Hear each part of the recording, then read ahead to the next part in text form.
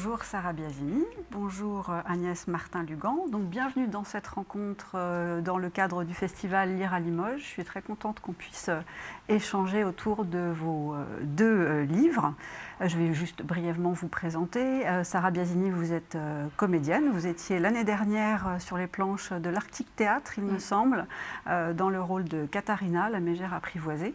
Et cette année, nouveau défi avec la sortie de La beauté du ciel, paru chez Stock. Agnès Martin-Lugan, vous êtes la marraine de cette édition de Lire à Limoges, mais vous êtes aussi donc auteure, autrice. C'est votre 9e roman que vous avez publié chez Michel Lafon. Oui. Et donc on va parler de ces deux livres, puisque moi, à la lecture, ce qui m'a frappé, c'est les points communs qu'on peut tirer des deux ouvrages à travers des thématiques universelles et à la fois très propres aux deux livres et à vos personnalités, je pense aussi. On va pouvoir en discuter.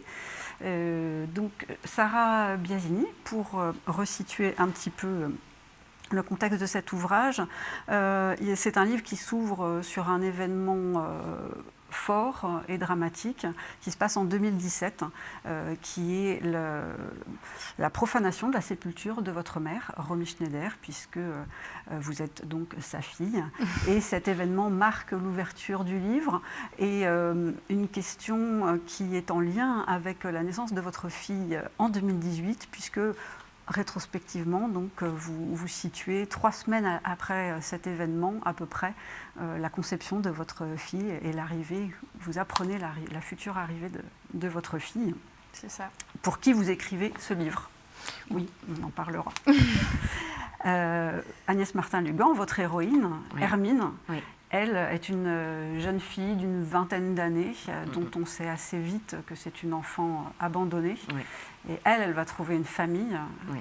À travers 2 personnages extraordinaires qui sont Jo et Macha, qui oui. l'accueillent dans un lieu lui aussi extraordinaire qui est la Datcha.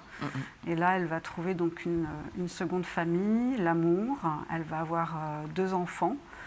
Je vous ai peut-être dit beaucoup de choses là, comme ça, mais en fait, je n'ai pas tout dit, parce qu'il y a beaucoup de secrets à découvrir oui. aussi dans la suite du livre. Oui. Et j'aimerais qu'on commence en parlant de la famille, et que l'une et l'autre, si vous deviez choisir un mot, 2 mots, 3 mots, pour dire ce que représente la famille pour vous, quel serait ce mot? Et je vais commencer par Agnès. La famille, indispensable. Indispensable. Je crois que, oui, si je dois en choisir un, c'est celui-ci. Il est vite venu.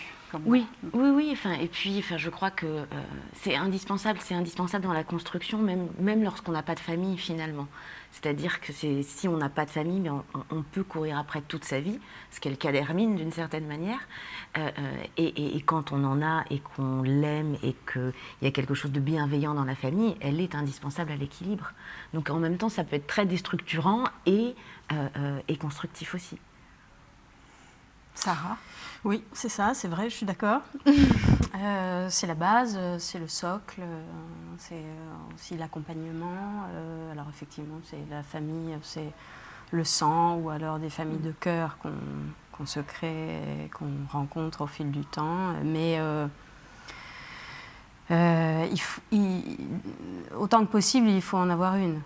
Ouais, je pense pour justement avoir une base solide et une référence dans les rapports humains. C'est assez intéressant d'ailleurs dans vos 2 livres, je trouve, ces familles sont très particulières. Il y a une grande originalité dans les structures, dans les rapports. La chanson le dit d'ailleurs, on ne choisit pas ses parents, on ne choisit pas sa famille.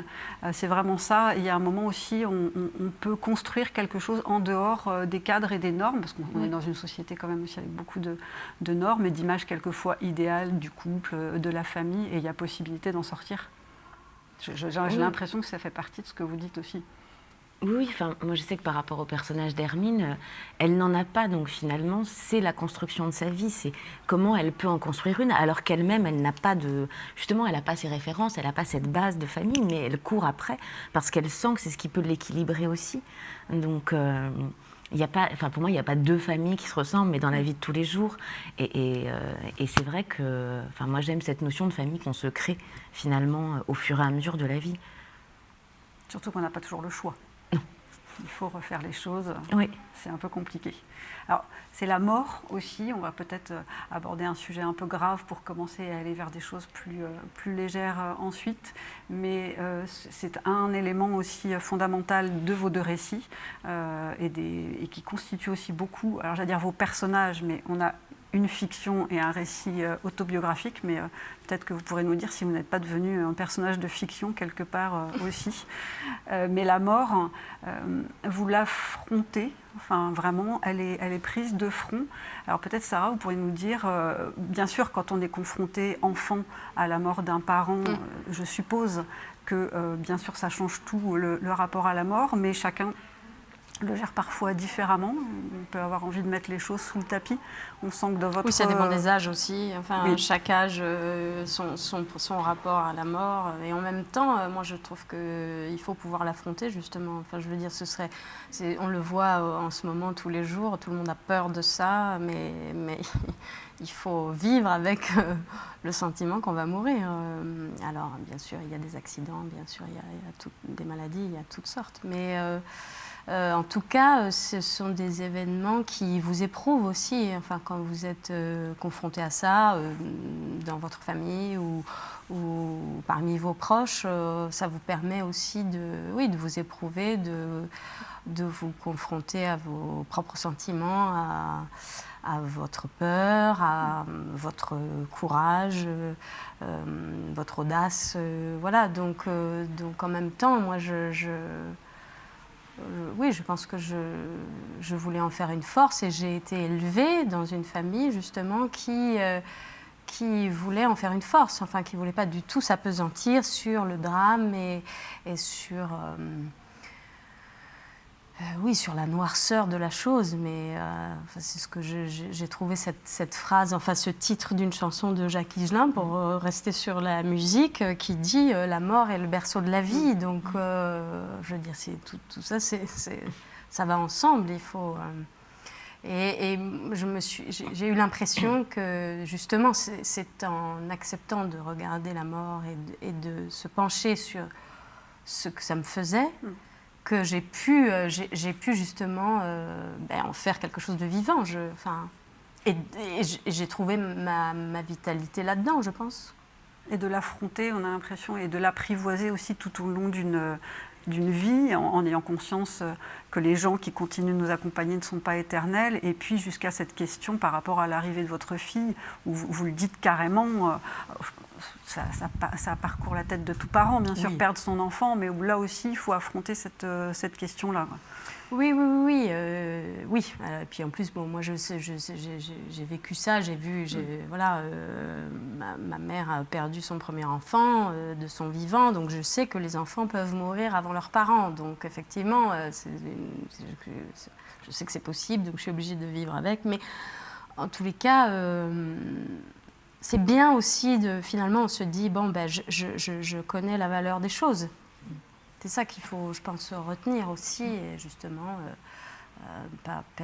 essayer de ne pas perdre de temps dans un ailleurs inutile pour aller vite, mais je veux dire, de se dire les choses,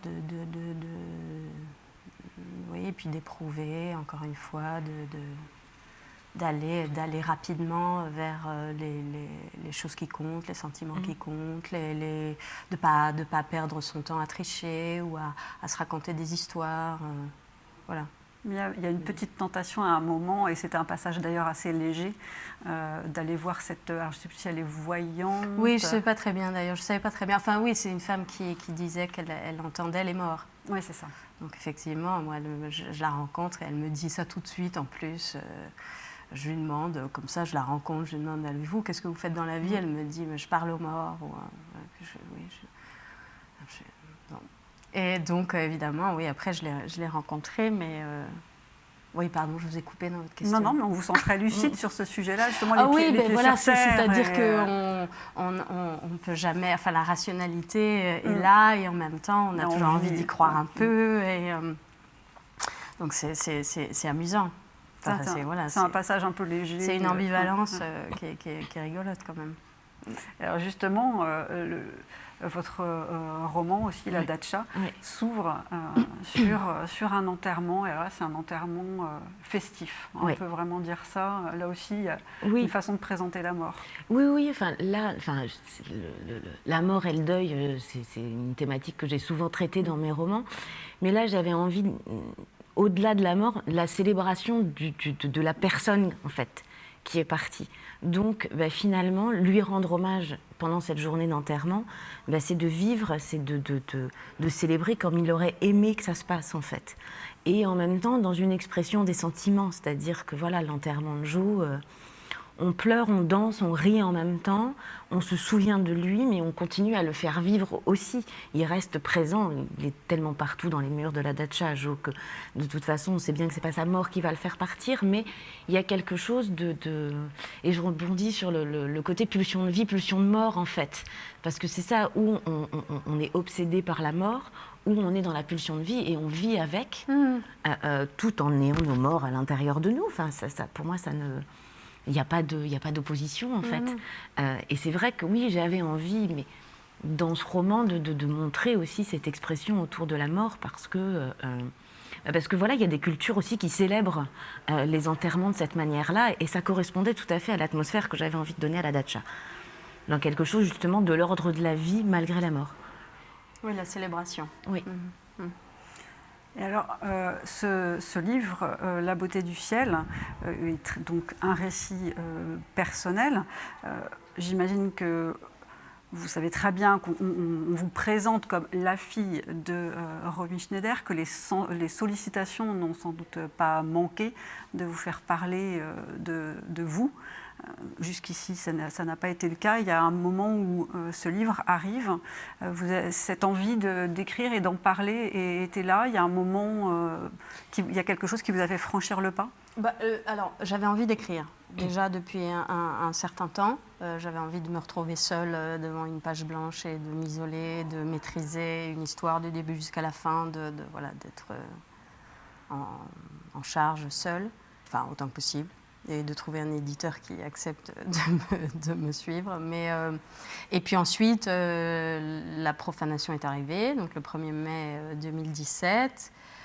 Et donc je l'ai vécu. Alors, le cercueil n'a pas été atteint, donc il y avait un moindre mal quelque part, mais il y avait quand même. Puis moi, j'ai toujours fonctionné comme ça. J'ai été obligée, quand c'est arrivé, de trouver un symbole, d'y mettre une signification, ou de chercher à me dire qu'est-ce que ça va me raconter cet événement, pourquoi c'est arrivé. Enfin, le hasard très bien, mais est-ce que c'est curieux, enfin je veux dire, ça m'avait beaucoup remué. Et puis effectivement, donc 3 semaines après, je tombe enceinte, à presque 40 ans, donc j'étais pas loin de me dire que ça n'allait pas arriver.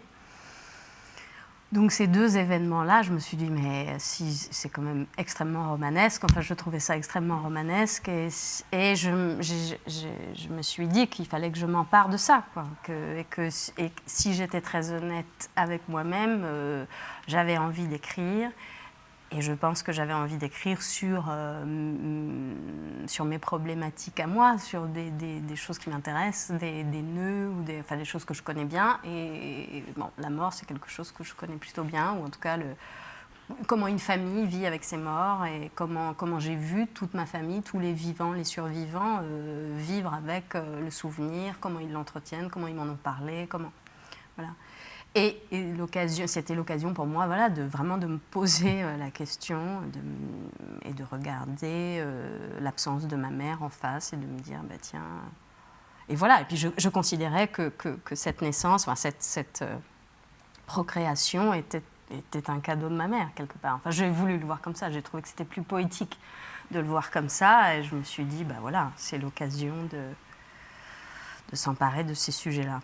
Oui, les signes, on sent que les signes comptent. Oui, puis c'est plus intéressant de les voir comme ça, je trouve, moi. Oui, enfin, ça met du beau et du positif Oui, aussi. c'est ça. C'est des explications qui font, qui sont nourrissantes aussi. Oui, et puis oui, ça presque vous prenez de la projette hauteur, complètement, ça ouais. donne un élan, ça englobe quelque chose de plus grand, ça vous grandit aussi. Il est question d'ailleurs dans le livre des séances chez le psy, et le livre a l'air d'être plus efficace finalement que ces séances. Oui, alors bon, moi je pense qu'il fallait aller bien pour écrire le livre déjà. J'avais déjà fait un travail. Et puis l'intérêt, c'était parce que je ne voulais pas le considérer comme juste un journal intime que j'allais livrer. L'intérêt, c'était justement de travailler aussi sur la forme et de prendre de la hauteur et de considérer que bon, c'était moi, mais c'était pas moi non plus, que c'était ma mère, mais ça pouvait être une autre mère. Alors, bien sûr, il y avait la dimension de la notoriété, mais je m'imaginais que ça pouvait être aussi une cantatrice d'opéra et que voilà. Mais c'est pour ça que je voulais pas la nommer, que dans le livre, donc c'était pour moi une histoire d'amour maternel un peu excessif, enfin tout ce qui, la folie autour de l'amour maternel, quoi. Donc, mais effectivement, de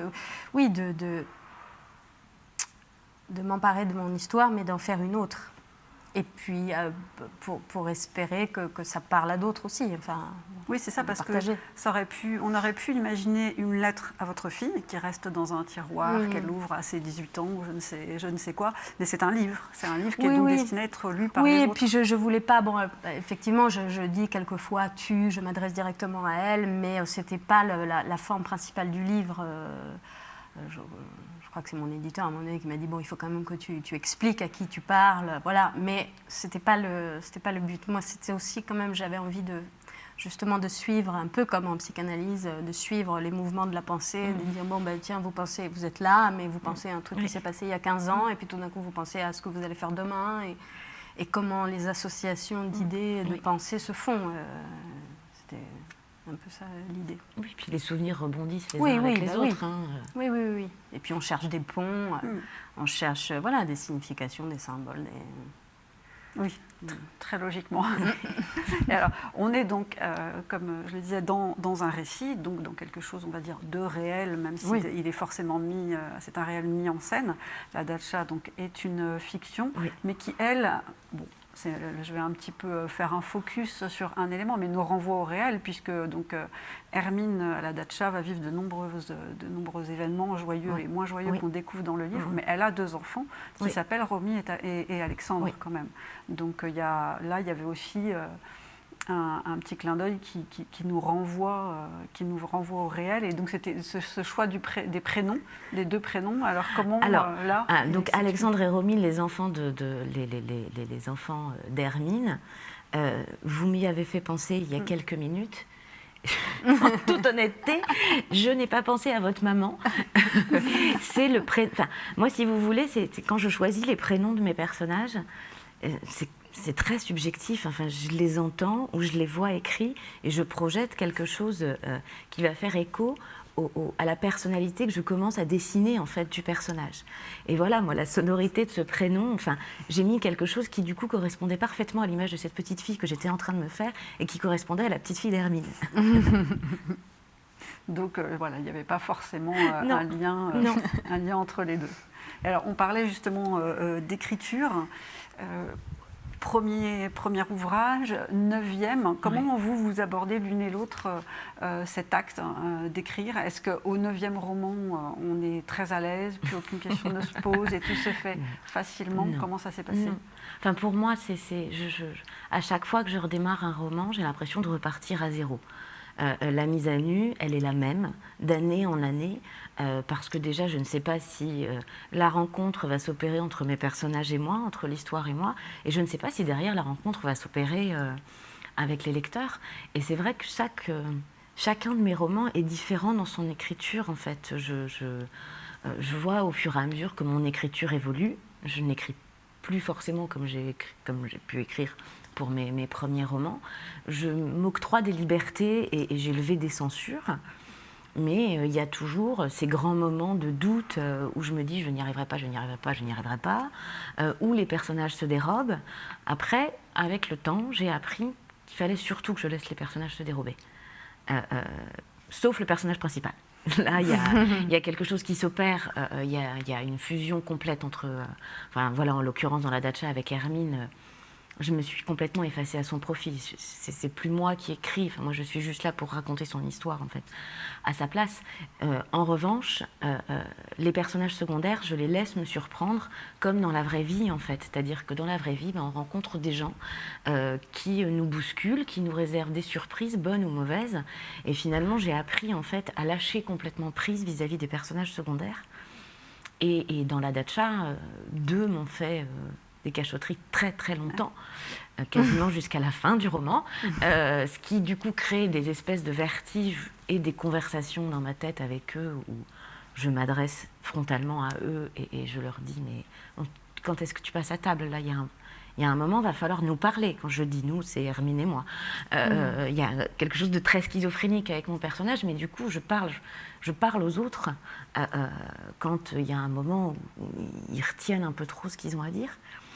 Et du coup, ben voilà, quand ça sort, là, il y a quelque chose, oui, presque de l'ordre de la jouissance, parce qu'il y a des choses qui s'emboîtent que je n'avais pas vues. Je suis complètement surprise et je me laisse complètement embarquer par les émotions, du coup, de ce que peut ressentir le personnage principal à ce moment-là. Oui, on sent que c'est très souvent qu'on entend des auteurs parler de leur travail d'écriture et on sent qu'ils ne sont jamais tout seuls dans leur tête. Ah non. On est très nombreux et oui, je me sens habitée par eux et je leur accorde une existence qui leur est propre en fait. Par moments, enfin oui, j'ai l'habitude de dire que je les traîne partout, quoi. Quand je vais chercher mes enfants à l'école, quand je vais faire mes courses, dès l'instant que je suis dans l'écriture, ils sont là, tout le temps en fait. Alors Sarah, vous disiez que c'était une envie qui était là depuis un petit moment. Quel rapport vous avez à la littérature et quel objectif, ambition en termes d'écriture vous étiez fixé? Parce que moi j'ai trouvé qu'il y avait un grand soin à porter à l'écriture. Oui, il fallait au minimum. Oui, bah après j'avais commencé une fiction et voilà, bon, je ne sais pas ce qu'elle deviendra celle-là. Mais en tout cas, pour ce récit, comme le moteur quand même, c'était de me dire, si jamais il m'arrive quelque chose, qu'est-ce que je laisse à mon enfant et ça, et au-delà de ça, c'était aussi les questions voilà, de tout futur parent, puisque j'ai vraiment commencé à me dire ce sera ça ton sujet et tu iras au bout et tu chercheras un éditeur. C'était quel enfant j'ai été, quel genre de mère j'ai eu et quel genre de mère je veux être. Et donc j'avais petit à petit, j'ai essayé de me rappeler des choses qui m'ont marquée, voilà, et qui... Oui, et donc j'avais une succession de scènes comme ça, et en fait j'ai passé beaucoup de temps, les scènes sont arrivées assez facilement, mais l'enjeu, un des enjeux principaux, c'était l'ordre.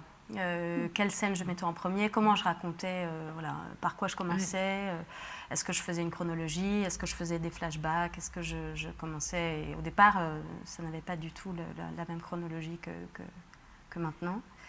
Donc ça a été ça un peu. Et ça m'amusait beaucoup de faire une espèce de puzzle où à la fin on aurait un tableau général et on pourrait comprendre. Jouer avec les scènes. Oui, parce que ce serait la même histoire, mais pas racontée de la même façon. Donc peut-être pas non plus la même histoire et peut-être sur quoi on met l'accent, qu'est-ce qui va peut-être que parce qu'au départ la profanation elle arrivait au milieu du livre et donc je me disais ça va passer complètement. Alors que c'est vraiment, ça a été ça aussi le déclic, enfin, qui a tout... En tout cas, c'est comme ça que je voulais le voir. Donc c'est ça qui m'a amusé beaucoup tout le long de l'écriture, c'est de trouver le bon ordre pour tous ces petits chapitres. Et vous êtes vous-même lectrice. La compagnie des autres auteurs peut être, dans ces cas-là, une aide pour dire comment on va écrire? Oui. De toute façon, on n'est jamais seul avec un livre, ça c'est ça qui est bien. Et oui, j'ai lu beaucoup, pendant cette période-là, j'ai lu beaucoup de récits, oui, à la première personne, mais bon, ça allait de La promesse de l'aube à Édouard Louis, à Constance Dobré, à des choses sur la maternité, des choses sur le deuil. Mais oui, effectivement, ça m'intéressait forcément de voir la distance que des auteurs mettaient entre leur propre vie et eux, comment ils se racontaient eux-mêmes. Et toutes les possibilités qu'il pouvait y avoir, voilà. Oui, forcément. Mais en fait, j'étais rassurée parce qu'effectivement, on pourrait se dire, je veux pas savoir, je veux pas m'inspirer, j'ai peur de copier ou Et en fait, pas du tout. Ça nourrit beaucoup. Et je me souviens même d'ailleurs que je lisais un roman russe de Carrère. Et tout d'un coup, il parle de la langue russe et de son rapport à la langue russe de sa mère. Et tout d'un coup, justement, ça m'a interrogée sur mon rapport à la langue allemande de ma mère. Donc voilà, c'était Donc voilà. Alors, je me suis penchée sur votre biographie. Oui. Et en lisant le livre et en lisant des éléments, je me suis demandé si cette formation de psychoclinicienne, c'est comme psychologue ça clinicienne, psychologue clinicienne, avait un lien avec votre écriture, si elle vous accompagnait encore, ou si c'est deux choses qui sont vraiment dissociées. Alors, j'ai longtemps dit que non, ça n'avait pas d'impact dans mon écriture. Mais non, enfin, il y a un moment, je me suis quand même rendu compte que ça fait partie de moi. Je ne peux pas me refaire. J'ai fait mes études pour devenir psychologue clinicienne. J'ai exercé mon métier. J'ai un intérêt profond pour tout ce qui se passe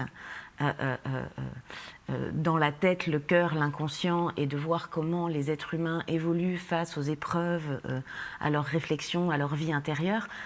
Et c'est ce qui m'intéresse dans l'évolution de mes personnages. Donc ça en fait fatalement partie. Après, jamais je ne me replonge dans la théorie lorsque j'écris. Et c'est pour ça que je dis, je n'écris pas psy. Je raconte des histoires. Après, fatalement, mes connaissances et tout ce que j'ai pu acquérir pendant mes études et ma pratique professionnelle influencent la manière dont j'aborde une thématique, dont je traite ou le regard que je porte sur mes personnages ou certains vécus de mes personnages. Alors après, je dirais que c'est peut-être pour la première fois dans la Dacha où j'ai un peu fait appel à mon ancienne pratique professionnelle autour de l'abandon d'Hermine et autour de son passage en foyer, etc., parce que j'ai travaillé dans ces foyers de la petite enfance où les enfants sont placés. Donc voilà, il y a une scène qui fait un écho particulier à ma pratique professionnelle, mais sinon, ça fait partie de moi, en fait. Mais après, je dis, voilà, je ne suis pas la psy de mon personnage principal. Non, mais c'est un angle très psychologique dans la façon d'aborder. Oui, ce qui m'intéresse, c'est leur évolution et leur vie intérieure. Ouais, ça se sent dans toute l'écriture, parce qu'ils sont tous... on pourrait imaginer qu'un personnage prenne le pas sur les autres. Alors bien sûr, c'est la voix d'Hermine, mais on découvre énormément de choses et énormément de détails sur chacun des personnages, parce qu'il y a effectivement toute une famille à découvrir. Oui, elle n'est pas seule, loin de là. Oui, et puis en fait, c'est aussi l'influence un autre personnage qui a vécu un traumatisme, qui du coup va influencer aussi le destin d'Hermine, les réactions d'Hermine, etc., etc. finalement. Et c'est aussi la construction de cette famille qui est propre, enfin, la famille originelle de la Dacha, on va dire, par rapport à eux, leur vécu, leur manière d'être, leur manière de penser, de ressentir et d'évoluer, qui ont des conséquences sur Hermine. Ben voilà, on vit avec les autres. Et moi, c'est aussi ça qui m'intéresse de raconter dans mes romans, c'est que fatalement, les rencontres, les interactions ont des conséquences aussi sur nous en tant que personnes. C'est aussi très présent dans La beauté du ciel, toute cette famille autour qui sont aussi quelque part des personnages. Je ne sais pas comment vous les avez pensés, à quel point il y a un effet de loupe aussi, mais il y a des personnalités qui sont assez fabuleuses dans votre entourage, dans les personnes qui vous ont élevé, accompagné. Vous avez pensé à ça aussi en l'écrivant ? Et encore, ils m'ont censuré. Oui. J'étais obligée d'avoir, évidemment, qu'il valide. Oui, bien sûr, je voulais parler d'eux aussi, parce que je pense que vraiment, je les ai regardés m'éduquer pendant 35 ans, 40 ans maintenant, non, 40 ans. et que je les faisais beaucoup observer en fait sans m'en rendre compte ça m'intéressait de parler d'eux et d'essayer de raconter leurs mouvements justement intérieurs, leurs émotions parce que d'abord bon alors évidemment je suis de parti pris et je les aime infiniment donc mais je connais aussi très bien leurs défauts.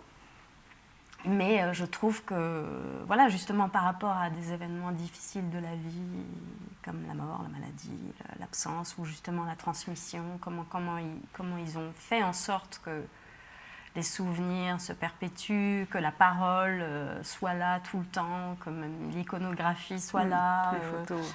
Je les trouve d'une extrême, d'une grande dignité. Et d'une noblesse magnifique. Donc oui, je voulais forcément leur rendre hommage. Et puis, je trouvais ça intéressant parce que voilà, j'ai reçu énormément d'amour maternel de la part de ma grand-mère paternelle. Et donc voilà, il y a aussi un lien entre générations qui était très drôle, alors que je suis la fille de son fils. Mais j'ai très tôt senti inconsciemment qu'elle avait sans doute fait, sans le savoir, enfin peut-être un pacte avec ma mère après, en se disant je vais bien m'occuper d'elle. Et je le vois, je trouvais ça très beau. C'est très simple, elle ne se le dit pas elle-même, hein, elle n'a jamais réfléchi. Enfin, si, peut-être à 2h du matin avant de s'endormir.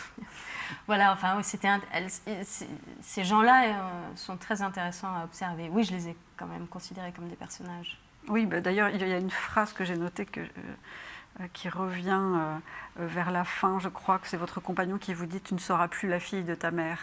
Oui, oui, bah ça forcément, parce que je devenais mère à mon tour, donc j'ai une autre fonction. Je ne suis pas seulement l'enfant de mes parents, je suis aussi la mère de... Voilà, mais on ne cesse jamais d'être l'enfant de ses parents. Oui. Non, mais on sent que c'est une nouvelle identité. Ah bah oui, voilà. c'est agréable. Quand même. On est plus riche, justement, je trouve. Enfin, on est plus... avec un peu de chance, un peu plus adulte. Et... On grandit un peu quand on devient parent.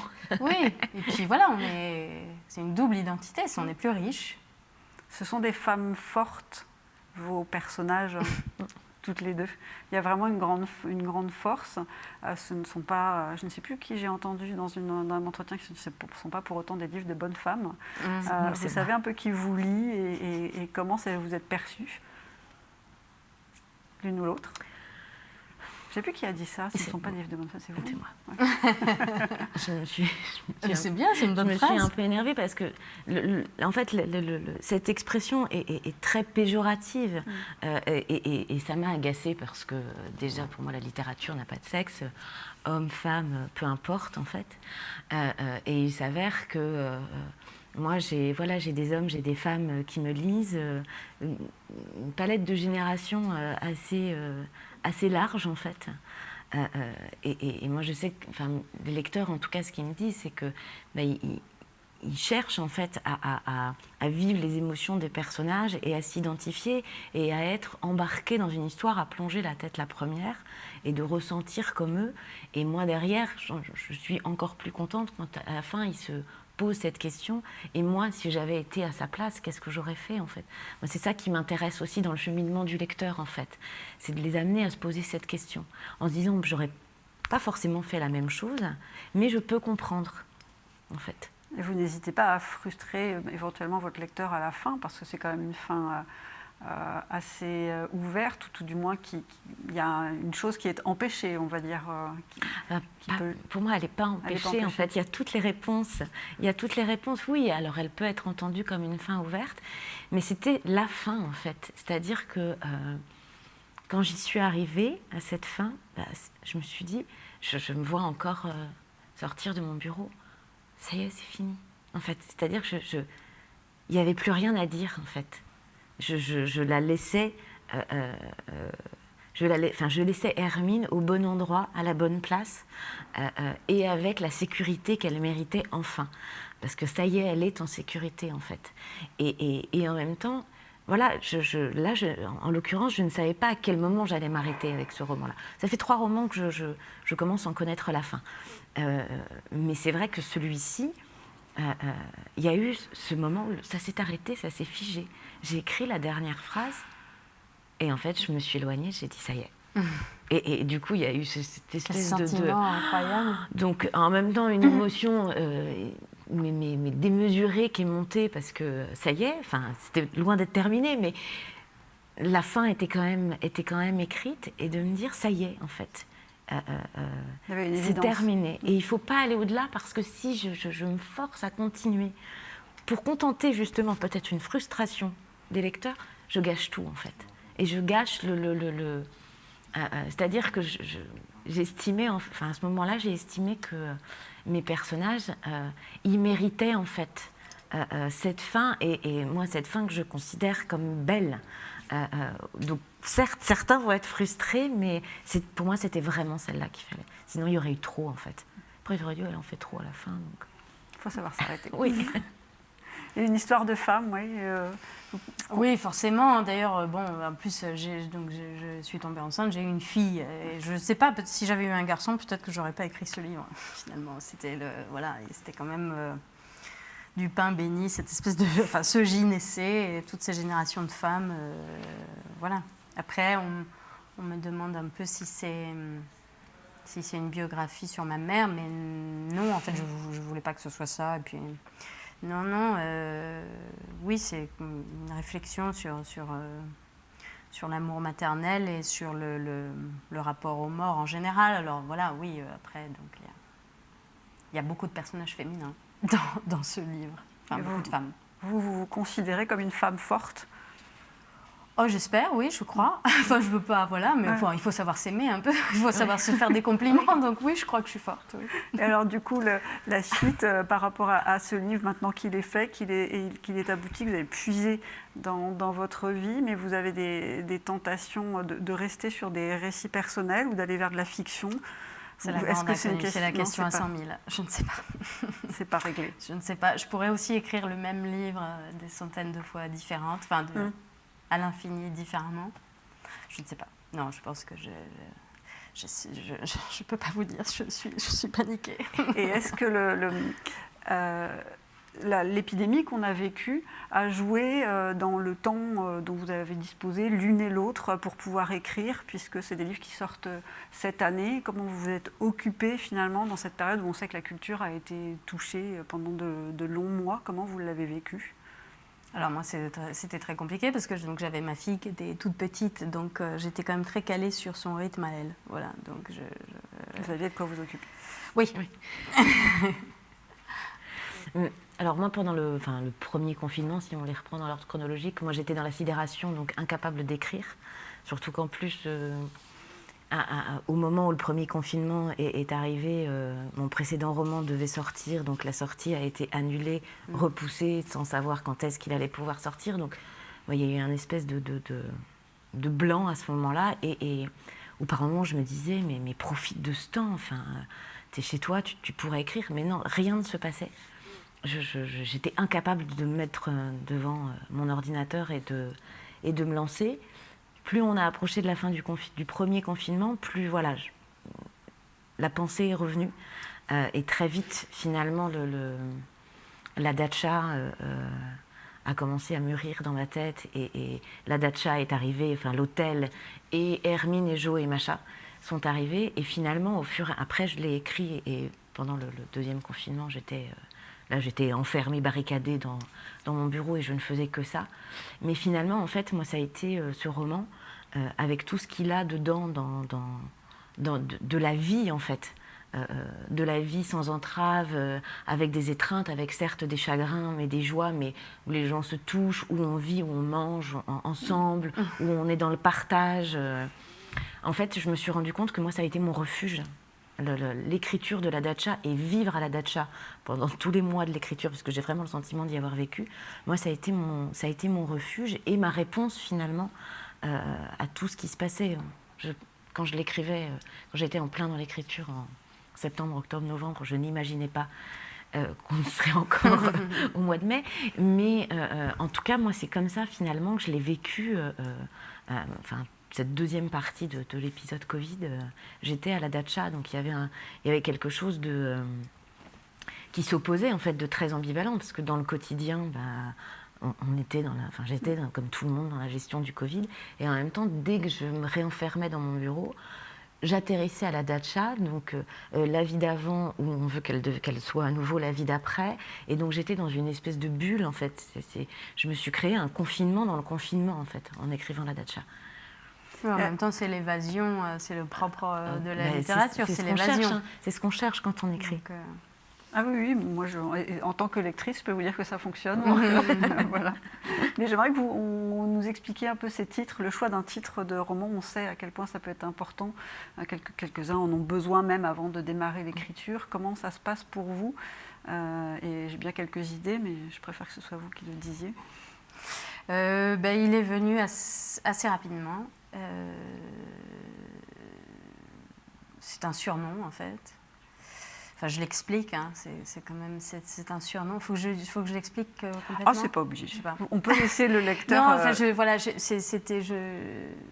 l'explique dans le livre. C'est un surnom, et ensuite je me suis rendu compte que voilà, c'est quelque chose que évidemment je pouvais appliquer à ma fille et à ma mère. Et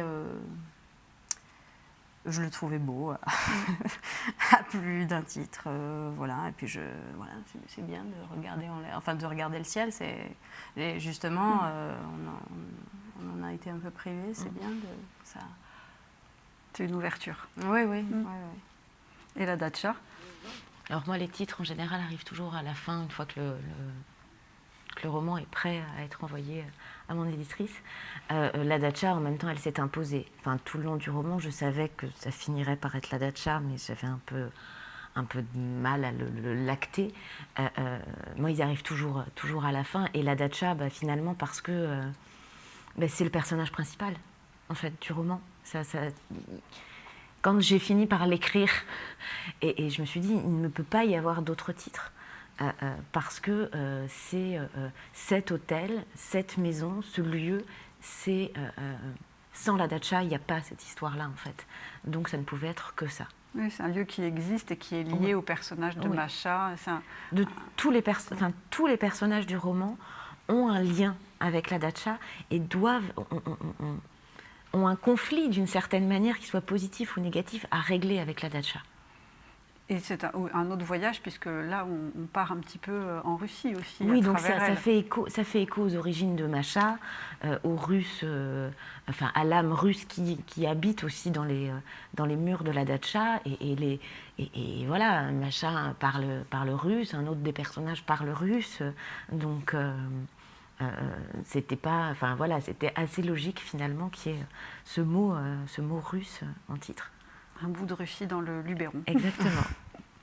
Très bien, écoutez, on va terminer sur ces mots. Je vous remercie toutes les deux pour toutes ces explications.